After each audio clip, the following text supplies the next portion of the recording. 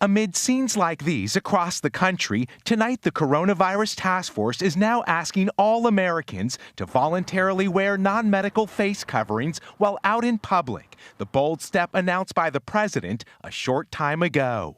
They can be either purchased online or simply made at home. These face coverings can be easily washed or reused. I want to emphasize that the CDC is not recommending the use of medical-grade or surgical-grade masks. The new layer of protection is no substitute for social distancing, but it comes after the CDC added talking to its list of how the coronavirus spreads person to person, as some funeral homes and cemeteries struggle to keep pace with the skyrocketing number of fatalities. Tonight, there is growing concern over exploding hotspots. In states like Michigan, Massachusetts, Louisiana, and New Jersey, tens of thousands of new cases are flooding emergency rooms. It's very hard because, my brother, he died alone. In hard-hit South Florida, 34-year-old Brandon Robinson went to the hospital and never came home. We couldn't see him at the hospital, and we found out just by calling in that, he had passed. With the National Guard in states like Montana taking the temperature of arriving passengers at airports and train stations, there is a stronger push for all states to implement stay-at-home orders. For Nebraska, this is the right plan. But several governors, like Nebraska's, are refusing to do so. In states like Arizona and Florida, golf courses are still considered essential services, while in Texas, churches can keep their doors open.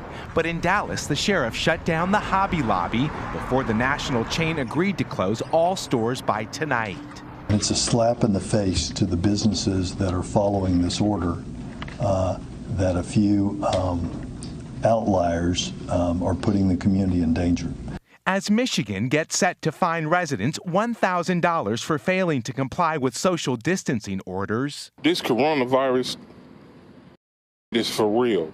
In Detroit, bus driver Jason Hargrove warned of passengers not covering their mouths when coughing. After contracting the virus, Hargrove is now among the heartbreaking list of public servants who died while likely becoming infected on the job.